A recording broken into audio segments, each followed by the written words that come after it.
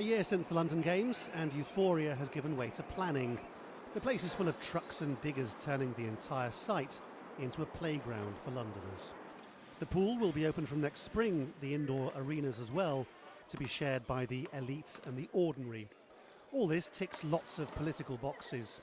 It's very multicultural, it bridges social divides, and it's healthy. And it's what the legacy people promised all along.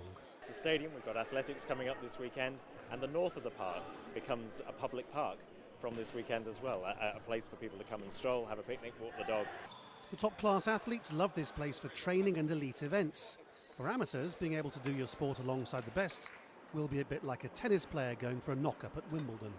The longer time's gone on, the more jubilant the authorities here have sounded about London's legacy. For one thing, it looks like the taxpayer might see a return on investment London could end up making rather than costing Britain money. But the really compelling thing is the idea that in the future, local communities here, children especially, could end up sharing the same first-class facilities as elite athletes, and that would directly echo the theme of the Olympics, which was about inspiring the future. Yet if London's doing what it promised, there are greater questions about legacy elsewhere. They painted the postbox gold in the northern town of Sheffield in recognition of the achievements of Jessica Ennis in 2012. But it wasn't only the heptathletes who won gold. Yorkshire, the county where Sheffield is, would have come 12th in the medals table if it had been a country.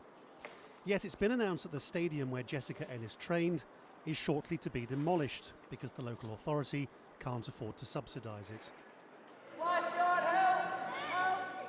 It means the charitable trust, which runs nearly 20 sporting facilities here, has to get young people into activity without the safety net of any Olympic legacy funding. I think it's going to be more difficult now because the Talented Athlete Scholarship Scheme, that's been stopped by the government.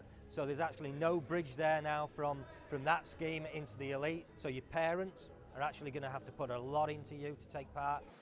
There's been much talk recently about the emergence of a two-speed Britain, with London's economy starting to boom again, while much of the rest of the country is left behind.